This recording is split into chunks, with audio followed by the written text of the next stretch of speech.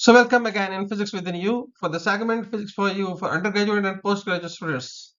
Today we will learn about the Maxwell equation, and the part is that we are not going to deep in the Maxwell equation, rather we are just going to understand what Maxwell equation is. तो बने रहिए हमारे साथ।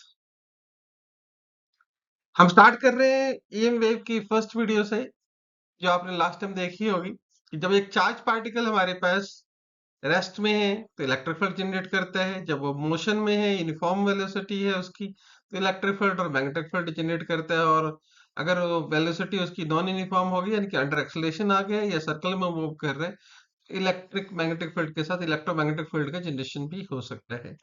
और इसकी वजह से आपके पास क्या होता है, इलेक्ट्रिक और मैग्नेटिक फील्ड की जनरेशन की वजह से ईएम वेव का जनरेशन होता है।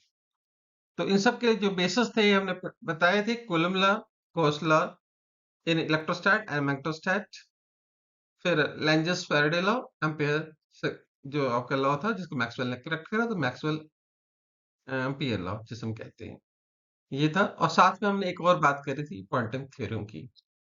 तो ये जो 5 टिपिकल लॉ हैं, including the Poynting theorem and Faraday Maxwell की 4 पार्ट, तो ये 4 आपके मैक्सवेल लॉ बनते हैं। 4 में कूलम लॉ गॉस लॉ ही हो जाता है बेसिकली। तो 2 गॉस लॉ हो गए इलेक्ट्रोस्टैट के और मैग्नेटोस्टैट के, और ये आपका मिक्स फील्ड है तो लेंजस फैराडे लॉ और मैक्सवेल एम्पियर लॉ। 4 का जो सेट हो गया ये आपका मैक्सवेल का होगा, और एक एडिशनल थ्योरम होगी क्वांटम की। तो ये हमारे पास था। अगर आपको इन सबके बारे में थोड़ा सा और डिटेल में पीछे जानना है तो आप ये वाली वीडियो हमारी जो ई वेव्स की है इसको जरूर देख लीजिएगा, कुछ आइडिया आपको लग जाएगा। आगे बढ़ते हैं। इसके बारे में हमने लास्ट टाइम बात करी थी कि जब एक इलेक्ट्रोमैग्नेटिक वेव होता है तो बेसिकली दोनों वेव किस तरीके से प्रोपोगेट करते हैं। और एक हमारे पास मीडियम होता है फ्री स्पेस का जिसको हम वैक्यूम भी कहते हैं, और दूसरा हमारा डाइलेक्ट्रिक मीडियम होता है। और नॉर्मली हम यहाँ पे एक इसको लीनियर डाइलेक्ट्रिक कह रहे हैं या मैग्नेटिक मटेरियल कह रहे हैं, क्योंकि मल्टी भी हो सकते हैं, हम उसके बारे में बात नहीं करेंगे। तो जब लीनियर है तो वहां पे डी आपका इलेक्ट्रिक फील्ड के साथ लीनियर वे में कपल है, और बी आपका एच के साथ कपल्ड है। और यहाँ पे ये जो आपके पास है सिंगल ऑर्डर में, तो D equal to epsilon E and B equal to mu H, ये रिलेशन है। और बाकी कुछ बेसिक रिलेशन है। अगर आप इन सब के बारे में भी जानना चाहते हैं तो अगेन आप पिछली वीडियो में देखिए, वहां हम डिटेल में इन सब पैरामीटर्स के बारे में बताया गए कि refractive index, velocity of light, velocity in the medium कैसे इफेक्ट होते हैं, वेलोसिटी का रिफ्रैक्टिव इंडेक्स के अलावा ये आप दूसरे टर्म में कैसे कपल्ड है, यहाँ पे आप रिफ्रैक्टिव ये समझ लीजिए, ये पार्ट यही है कैसे कपल्ड है। और वेलोसिटी बाकी तो ये आपको आता ही है कि वेलोसिटी, फ्रीक्वेंसी और वेवलेंथ का आपस में क्या रिलेशन है। खैर बहरहाल जिस बात पे हम बात आने वाले हैं और जो इम्पोर्टेंट बात है जो उस वीडियो से थोड़ी एडवांस में है, कि हम जिन इलेक्ट्रिक फील्ड की बात करते हैं तो इलेक्ट्रिक फील्ड को डिफाइन करने के लिए 3 तरह के हम वेक्टर्स को यूज करते हैं। One is everyone knowing about that is electric field intensity. Another one is that electric field displacement field, right, D, जो यहाँ पे आप देख रहे हैं इसका नाम है डिस्प्लेसमेंट वेक्टर हम कहते हैं। और एक और वेक्टर होता है polarisation vector, that depend on the medium what you have. तो उसके ऐसे ही जैसे आपके इलेक्ट्रिक फील्ड में 3 है, सिमिलर वे में मैग्नेटिक फील्ड में भी 3 होते हैं। First is the magnetic field intensity H, second is the magnetic flux density B। तो मैंने आपसे लास्ट टाइम कहा भी था B और H में डिफरेंस होता है, तो ये डिफरेंस आप समझ लेना कि म्यू की वजह से डिफरेंस आता है। और एक होता है मैग्नेटाइजेशन वेक्टर M। तो फिलहाल हम P और M की बात नहीं करेंगे, we'll just talk about these force E, D, H और B। आपको इन चारों में डिफरेंस समझ लेना है। E, D, H और B, ये चारों अगर आपको समझ में आ गए तो मैक्सवेल इक्वेशन में मैं इन चारों का ही यूज करूंगा। I will not right the Maxwell equation in the normal way. तो थोड़ा सा आगे चलते हैं इसको समझने के लिए। पर उसका समझने के लिए आपको चाहिए होगा, क्योंकि हम डिफरेंशियल फॉर्म में समझना अगर चाह रहे हैं तो आपको आना चाहिए कि आपको वेक्टर कैलकुलस आना चाहिए। तो इसके लिए हमारे पास जो एक वीडियो है basic of field and gradient divergence and curl की, आप इसको विजिट कर सकते हैं। तो वहां से आपको डेल की फॉर्मेशन और डेल की सारी प्रॉपर्टीज और उससे कैसे ऑपरेटर्स डिसाइड होते हैं क्रॉस और डॉट के साथ, वेक्टर के साथ कैसे एसोसिएट होते हैं, उसके बारे में आप जान सकते हैं। तो चलिए आइए अब फिर मैक्सवेल लॉ के बारे में जानते हैं। थोड़ा बहुत पढ़ाई हुई है मैक्सवेल इक्वेशंस के बारे में। तो चलिए हम मैक्सवेल इक्वेशंस की बात करते हैं। हम रिकॉल करते हैं कि प्लस टू में आपने क्या पढ़ा। तो वन बाय वन आपको पता ही है। तो मैंने जैसे पहले भी बताया था आपको, एक तो है आपका गॉस लॉ, सिंपल इलेक्ट्रोस्टैट में। दूसरा आप मैग्नेटिक फील्ड में के लिए भी मैग्नेटोस्टैट में भी कह सकते हैं, सिमिलर लॉ है। थर्ड इज फैराडे लेंजस लॉ, और fourth is ampere Maxwell law, right. तो ये आपके पास चार, मैंने नाम पूरा पूरा नहीं लिखा, नाम बता रखा, तो जस्ट मैंने शॉर्ट फॉर्म यूज करी है आपकी। तो ये चार आपको आ रहे थे पहले ही, ठीक है। तो आपको कुछ याद है? थोड़ा रिकॉल करने की कोशिश करिए। ये था, यहाँ पे क्या है कि डी वेक्टर का हम यूज कर रहे हैं। यहाँ पे आप एरिया से मल्टीप्लाई कर रहे हैं यूनिट वेक्टर के साथ, तो ये डी डॉट डीएस कर सकते हैं आप इसे। ये सरफेस इंटीग्रल है। और ये क्या होता है? Charge enclose in an Gaussian surface. अभी मैं उस डिटेल में नहीं जाना चाह रहा, गॉसियन क्या है नहीं है उसके बारे में फिर से अलग से, जब हम इलेक्ट्रोमैग्नेटिक थ्योरी में सिंपल इलेक्ट्रिसिटी की बात करना शुरू करेंगे तब मैं आपको इन सारे लॉज की डिटेलिंग दूंगा। अभी मैं डिटेलिंग में नहीं जाना चाह रहा, जस्ट आपको रिकॉल करवा रहा हूँ कि क्या आपके पास इक्वेशन होती थी। तो यहाँ पे क्या यूज कर रहे हैं हम? डी। और ये कैसा है? सरफेस इंटीग्रल है, इसका ध्यान रखना। ये सरफेस इंटीग्रल है और ये क्या है? Charge enclosed, right. Next, again same है, बट इस बार क्या है? जीरो। यह हमेशा जीरो होता है, पता ही है आपको। दिस टू आर सिमिलर, पर दोनों में क्या है खास है? यहाँ पे सरफेस है और यहाँ पे भी सरफेस है, यहाँ पे भी सरफेस है और इसमें भी सरफेस है। तो नेक्स्ट करते हैं थर्ड। यहाँ पे देखो क्या होगा, थोड़ा सा चेंज आएगा। अब इस बार आप यूज करोगे लाइन इंटीग्रल को। समझने की कोशिश करना आप क्या कर रहे हैं। दो बार हमारे पास सरफेस इंटीग्रल है और एक बार हमारे पास अब तक लाइन इंटीग्रल आ गए, राइट। अब ये लाइन इंटीग्रल कपल्ड है सरफेस इंटीग्रल से, पर किसके? मैग्नेटिक फील्ड के। ये फ्लक्स डेंसिटी थी बी, और ये क्या है? इलेक्ट्रिक फील्ड इंटेंसिटी है। तो ये ध्यान रखेंगे, राइट। अब एम्पियर लॉ पे चलते हैं, जो मॉडिफाइड लॉ है मैक्सवेल के साथ, ठीक है। ये मैक्सवेल करेक्शन है जो यूज हुआ था। तो इसमें आपके हमने क्या यूज करा है? ये अगेन लाइन इंटीग्रल है, जस्ट वैसा ही है। और इस बार हमने एच यूज करा। तो अब अगर ध्यान से देखिए मैं क्या यूज कर रहा हूँ, एक बार मैंने डी को यूज करा, एक बार मैंने बी को यूज करा। गॉस लॉ में क्या यूज होगा? Surface integral. बाकी दोनों में जो जुड़े हुए उनमें लाइन इंटीग्रल होगा, इसमें ई और एच, राइट। तो यहाँ के ये लाइन इंटीग्रल है। तो दो लाइन इंटीग्रल और दो सरफेस इंटीग्रल, और बाकी अपने अपने लॉज। क्या?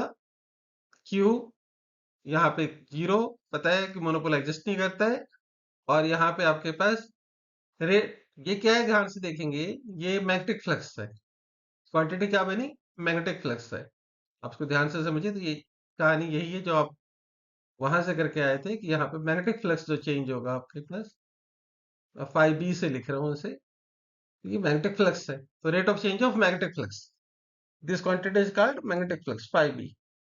Okay, so that you are knowing. तो मैंने इसको इंटीग्रल के फॉर्म में चेंज करा। ऐसे यहाँ पे अगर आप इसको यूज करेंगे तो ये, क्योंकि डाइलेक्ट्रिक मीडियम है, वहां पे डी की जगह, ई की जगह सॉरी डी यूज होगा, तो यहाँ पे ये आपके पास, आप इसको 5e मान सकते हैं। तो ये हो गया डी 5 ई बाई डी। बिल्कुल सिमिलर रिलेशन है, सिर्फ एक्स्ट्रा टर्म कहाँ से आया? एक यहाँ से आया, ठीक है। Current in that enclose part. तो ये तो हमारे पास था इंटीग्रल फॉर्म में आपका, कहते हैं मैक्सवेल लॉ, जो आप प्लस टू से पढ़ के, बस थोड़ा सा मैंने इसको सरफेस इंटीग्रल और लाइन इंटीग्रल के टर्म में और फ्लक्सस के टर्म में कपल करा है, ठीक है। करवाना मुझे ये नहीं, ये आपका प्लस टू की रिकॉर्डिंग आपको आता है तो बहुत अच्छी बात है, ठीक है। तो ये बातें मैं आपको पहले बता चुका हूँ कि डिस्प्लेसमेंट करंट क्यों आया और उसको किस तरह से मैक्सवेल ने कपल करा था, जिसकी वजह से मैक्सवेल ये सारी चीजों को कंबाइन करके एक फॉर्मूलिज्म में बिठा पाए। और उसके बाद जैसे मैंने पॉइंटिंग वेक्टर का मैंने बताया, जस्ट आइडिया दूंगा आपको। पॉइंटिंग थ्योरम का आइडिया नहीं देना मुझे, जस्ट पॉइंटिंग वेक्टर का आइडिया देना है, क्योंकि ये मेरे, इसके लिए फिलहाल मेरे लिए पॉइंटिंग वेक्टर इंपॉर्टेंट है। और पॉइंटिंग वेक्टर कहता है ई क्रॉस एच। देखिए मैं क्या यूज कर रहा हूँ, इक्वल टू एन। कई लोग इसको एन से लिखते हैं, कई लोग इसको एस से लिखते हैं, कई लोग पी से भी लिखते हैं, मर्जी आपकी है, जैसे मर्जी लिखना चाहिए। और पी से प्रेशर होता है, एस से दूसरी चीजें हो सकती है, मैं सोचता हूँ एन से लिख लेते हैं, बेटर है। ठीक है, तो आप एन से लिख लीजिए, नोशन सारे यूज होते हैं। ई क्रॉस एच है, बेसिकली ये आपके जो मैग्नेट इलेक्ट्रोमैग्नेटिक वेव है उसकी प्रोपोगेशन की डायरेक्शन ये एन डिसाइड कर, राइट। तो पॉइंटिंग वेक्टर की इंपॉर्टेंस है, मैंने आपको पॉइंटिंग वेक्टर यहाँ पे इंट्रोड्यूस कर दिया है। So I hope you got the point कि what is Poynting vector. Poynting theorem नहीं करवाएंगे अभी, बस पॉइंटिंग वेक्टर की अंडरस्टैंडिंग ही काफी है फिलहाल। मेरे को सिर्फ क्वेश्चंस में जाना है, क्वेश्चंस के बियॉन्ड जाने की जरूरत नहीं है मेरे को।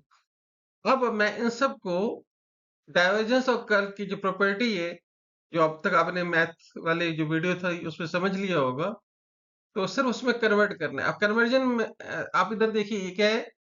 आप इधर क्वेश्चंस पे आराम से आइए वापस। तो जरा एक हौसला देखिए, ये क्या है?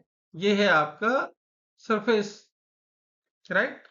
तो क्या हो जाएगा, किस तरह से कन्वर्ट करेंगे डिफरेंशियल फॉर्म में? याद आया? हम क्या कह रहे थे, डाइवर्जेंस होगा यहाँ पे, और क्यू की जगह रिप्लेस हो जाएगा रो से। जस्ट आपको याद करना और कुछ नहीं है फिलहाल यहाँ पे। बी के केस में भी सेम होगा।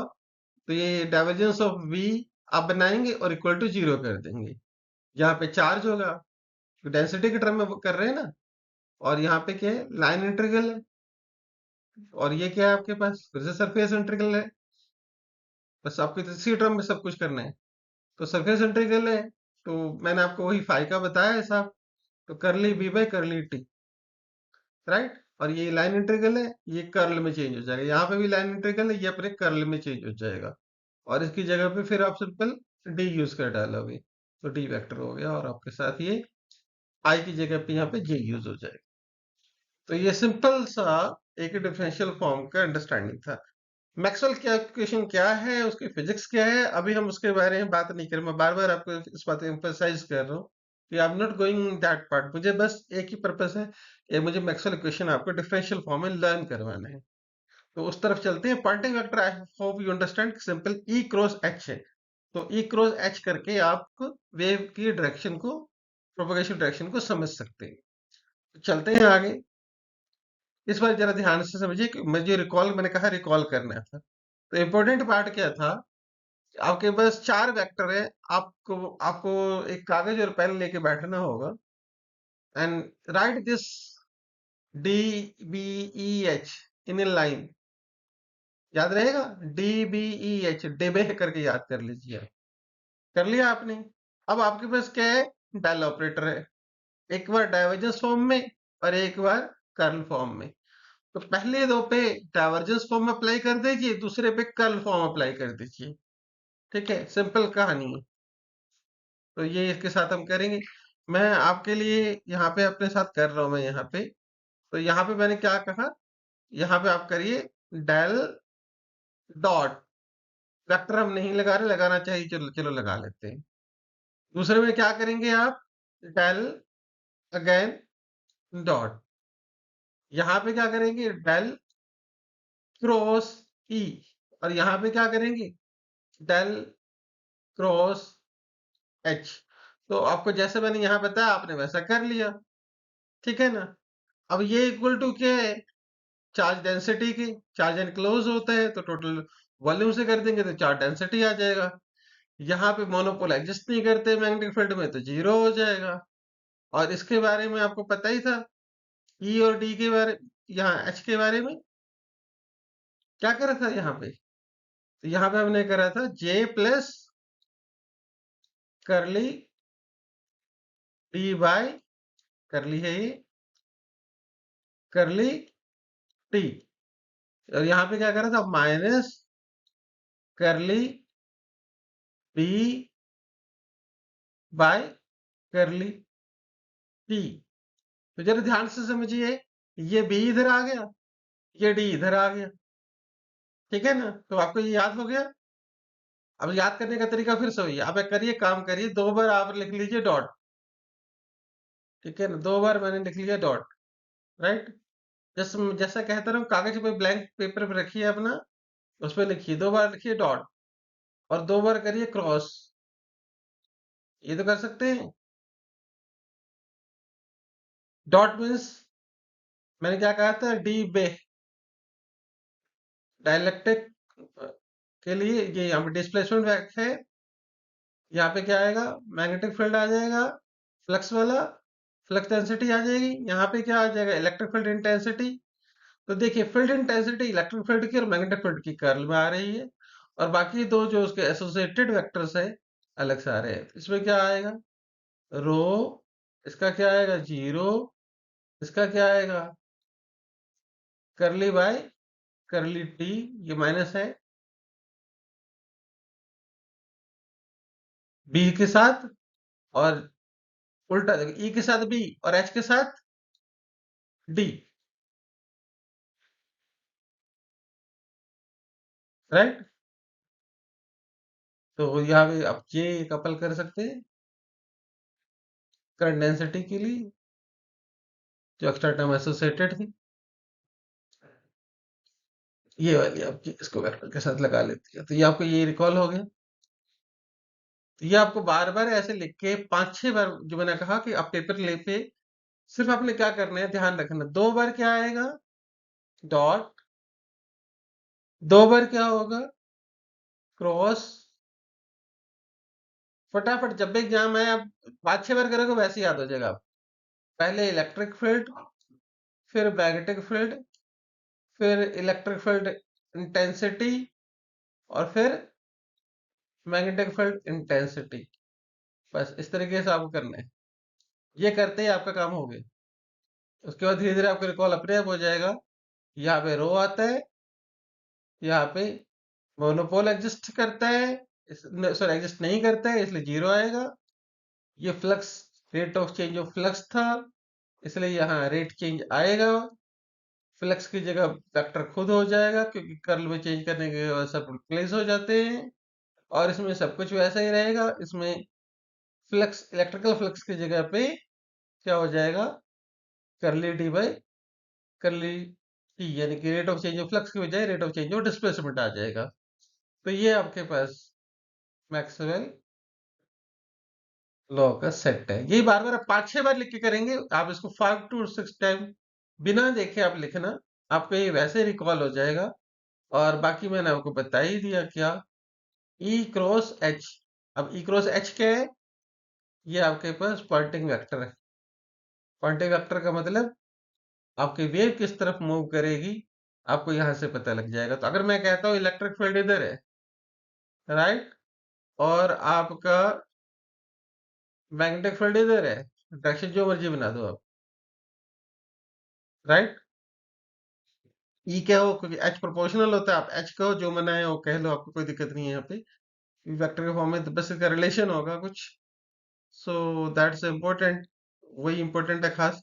तो ये बताइए, आप मुझे बताओ कि मैं एक बार ड्रॉ कर रहा हूँ इधर, ये ड्रॉ करा इधर, नहीं कलर चेंज कर लेते हैं, थोड़ा आपका आसान हो जाएगा। एक बार कर लेते हैं इधर, इस तरफ, ठीक है, और एक बार कर लेते हैं इधर, ठीक है, इसमें डबल एरो लगा देता हूँ मैं। तो बताइए आपका जो प्रोपगेशन है किधर हो जाएगा, लाइट किधर प्रोपगेट करेगी। तो आपको इससे पता लग जाएगा, ई क्रॉस एच ऐसे करना है, कर लेना आप, ई क्रॉस एच, फील्ड आपको पता लग जाएगा इधर आएगा कि इधर आएगा, ठीक है। आप सोच के बताना मुझे। तो इसी के साथ आई होप कि आपको मैक्सवेल इक्वेशन डिफरेंशियल फॉर्म में कैसे लर्न करने हैं, कैसे उसको बार बार लिखना है, ये आपको बार बार लिखने से याद हो गया होगा। तो hoping that you have learned the how to write the Maxwell equation and what is the Poynting vector। तो ये एक इम्पोर्टेंट पार्ट था। अगर आपको ये बार बार लिखना आता है तो चीजें आपको मैं मैक्सवेल इक्वेशंस के बारे में, उसके डीप फिजिक्स के बारे में बाद में भी बता दूंगा।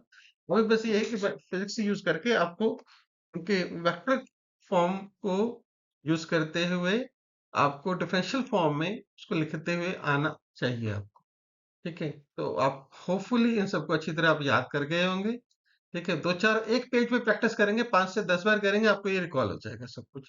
I am sure about that, मैंने बहुत प्रैक्टिस करवाई है। और नॉर्मल क्वेश्चन आ जाते हैं, मैं बताऊं मैक्सवेल क्वेश्चन में जो क्वेश्चन आते हैं नॉर्मली इसी बात पे आते हैं कि आपको मैक्सवेल इक्वेशन लिखना आता है कि नहीं आता। आप एक तो देख लेना, आधे क्वेश्चन का आधा बेस तो यही होगा कि आपको मैक्सवेल इक्वेशन आता है कि नहीं आता है। ठीक है? तो राइटिंग फॉर्म में आपको आना चाहिए। I hope you have learn. So thanks being with us, thanks for learning with Wises. ठीक है, next video we will come further about the EM waves. तो हम फिर से ईएम वेव्स की बात करेंगे, वहां पे मैं आपके सामने क्वांटम वेक्टर की पूरी बात करूंगा यहाँ पे।